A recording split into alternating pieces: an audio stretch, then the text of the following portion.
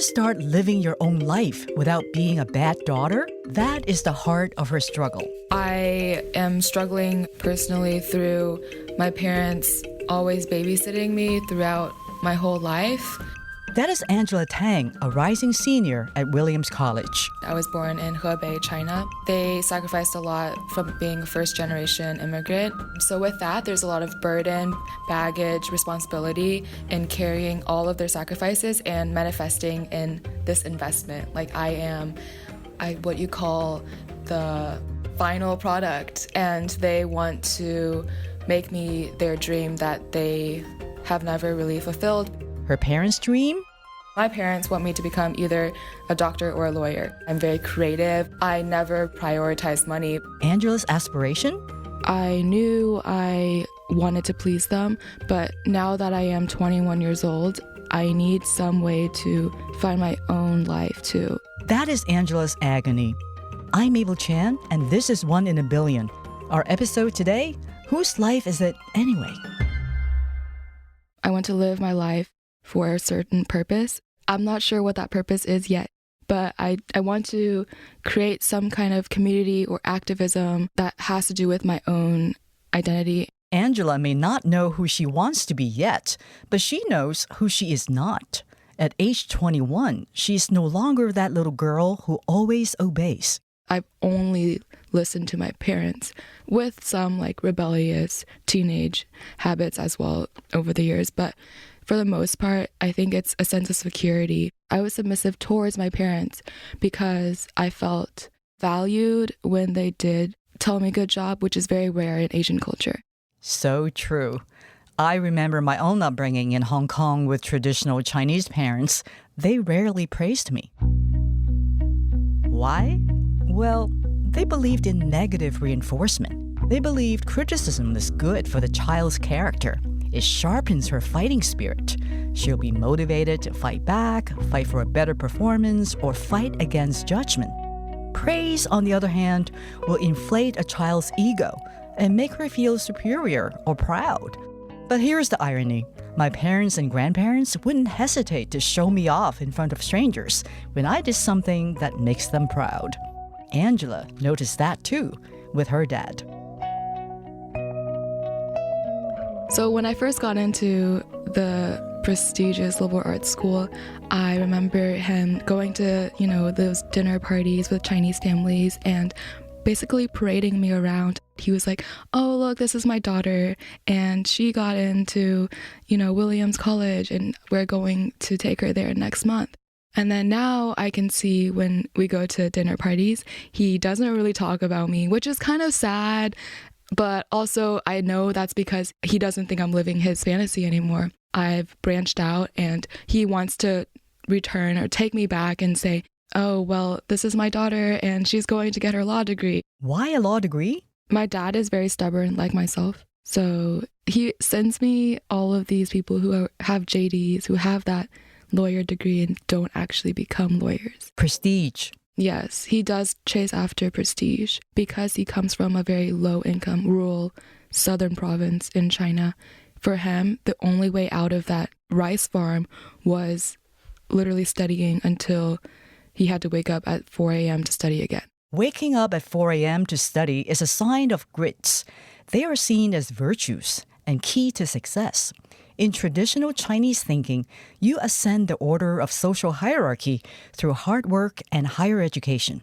The ability to endure hardship or eat bitterness, 吃苦, as the Chinese saying goes, is critical when you face setbacks in life. The challenge that Angela now faces is the conflict between asserting her own voice and projecting one that her father never has. Also, he doesn't have a well-pronounced voice. I'm not trying to say that I'm not proud of my dad, but I think he wants to bring the voice that he never had to me. He wants me to speak up. He understands now that I am very loud and I want to make space. You're not very loud. You're very soft-spoken. Okay, well, I think that for him, in our family community, I definitely banter around with him. And so he's like, oh, if you're going to fight back, you should fight for your own law degree so you can help your community that you're trying to communicate with. And what do you think about that? I think it makes a little bit of sense, but I don't think lawyer is the only way to be outspoken, because arts, I think, is a really great way to bring in this connection. Right now, I think we're in this day and age where so many different voices are being recognized by Hollywood, by different publications. My favorite platform, which is New Yorker, like there's so many different voices on that, on the opinion column. So it's really inspiring. So he has a different view, vision for your life, and you have a different vision for your future. How have you been communicating with your parents about your vision? Just through, the daily technology, texting, FaceTiming. A lot of it is miscommunication and hidden messages. Sometimes I get so frustrated because he'll start sharing about his friend who went into art school and is now what he thinks failure. I will get so frustrated, I will hang up the phone. Here's the thing. They were talking and fighting in Mandarin Chinese. Both couldn't debate calmly or discuss intelligently in their native tongue. It would turn ugly and childish. I think I could be that one little girl, 5 years old, who's stomping her feet, telling her parents, no, I want this piece of candy or something. It is really infantile. It's really loud. We start screaming at each other, and it's almost like verbally a little bit abusive because we say things that we don't mean to say, but because we're in this point where I am literally going down a path where they think is going to end with failure, tensions are really high.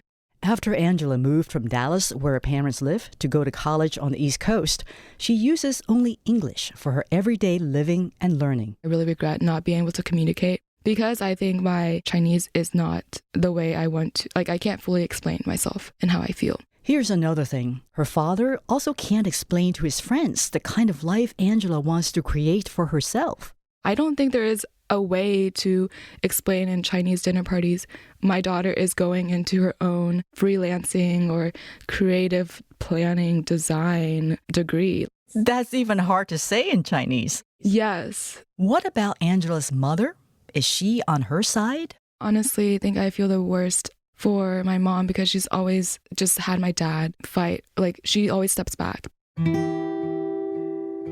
between these conversations because I think there's so much hurt for her because she doesn't want our family to be broken or torn apart, even though she's, I think, sacrificed the most because she has so much potential. My mom sacrificed literally 18 years of her life when she moved to America, whether or not she wanted to or not. Wait, that's a lot there. Your mom spent or invested 18 years of her life coming to America for you. Unpack that. So she was a doctor in China. I think it's still a very patriarchal society. And once she married my dad really wanted to come to America because he didn't have that stable job.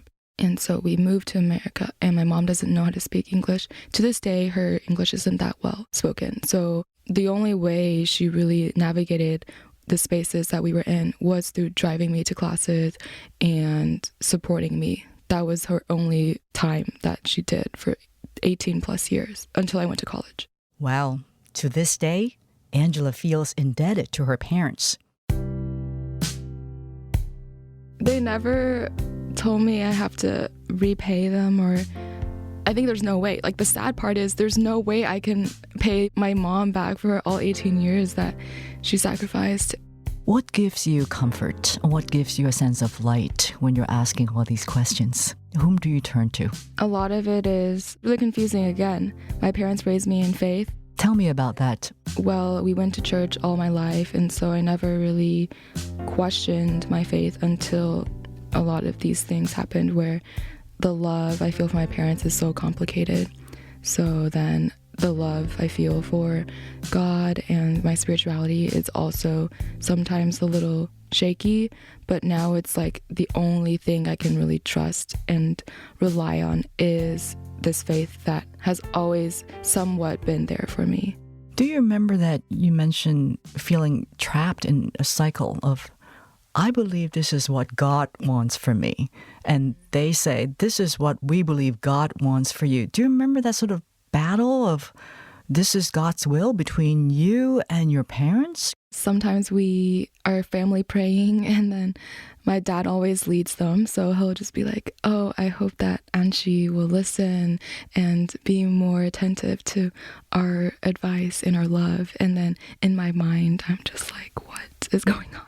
I feel like a lot of the tension is because it's been so repulsed, or like I keep it down until it actually cannot be contained. Yeah. So it's just, sometimes it's, in the moment, it's like, oh, it's easier if I just don't say anything and I'll just keep praying like this. But then, like, out of that comfort zone, it will lead to something that will just fire up.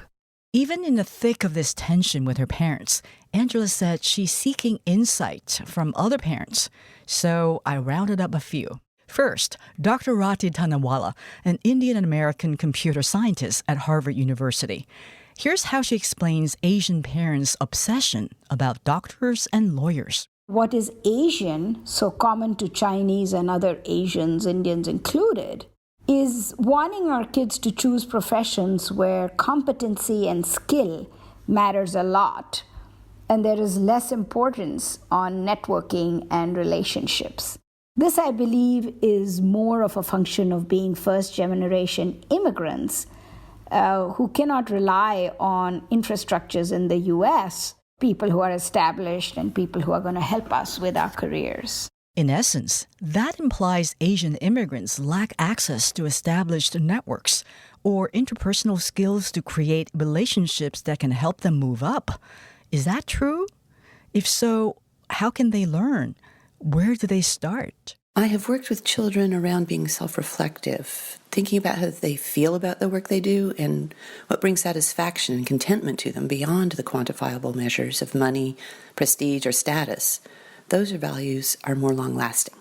That is Dr. Kathleen McLean, a licensed psychologist. She and Dr. Ed Wang, a global psychiatrist, have raised their own children together. Professionally, they have counseled many young Asians struggling to advocate for their own independence and individuality. Here's Dr. Ed Wang. I can relate to what Angela's parents' expectation to achieve and how her parents paved the road for her to get there. As a parent myself, I encourage my children to develop people skills, responsibilities and self-confidence, creativities and being industrious.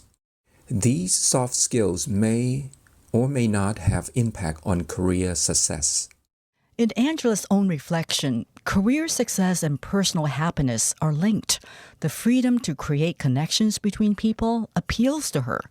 Actually, what you're doing now is something of a dream job. So having all of this platform opportunities and intentional time to make studio spaces, having these voices heard, it's not necessarily a 9-to-5 job, but it's important for the community. I can't tell you how thrilled I was to hear that. Truth be told, Angela and I actually met last summer before this interview. She was in the audience of a women leadership conference where I was a keynote speaker. She came up to me afterwards asking me how I could be so bold as to just leave my family in Hong Kong to come to America. Well, here's the simple answer. I was determined to test my wings. I felt like a bird that needed to fly. I was about 16 years old and I was looking to explore a new world. I explained my goal to my parents. I talked to close friends and aunts and uncles already in America. I had a plan and I reasoned with my parents, one idea at a time. They knew nothing about America and told me, well, you're on your own if you want to go to America. Well, I took that as a ticket to the free world. They trusted me, and I listened and asked about their concerns. Overall, I did my best not to betray that trust.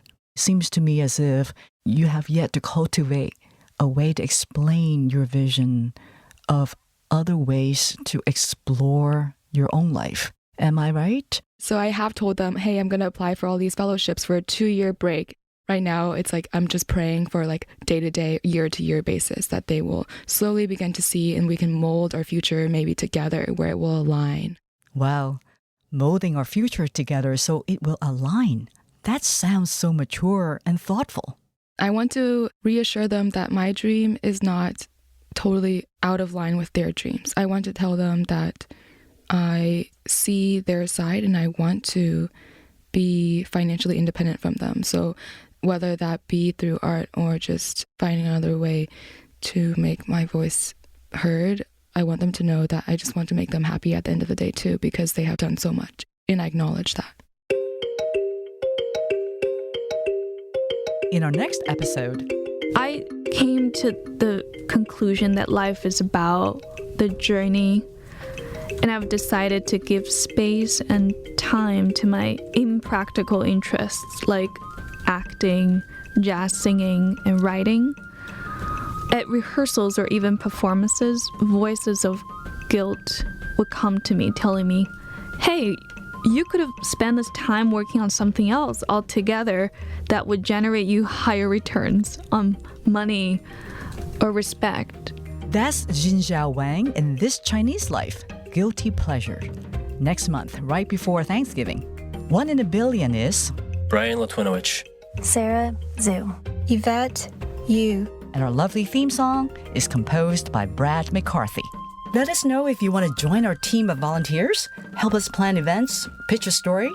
Just go to our new website, oneinaBillionVoices.org, and find us on Facebook, Twitter, and Instagram.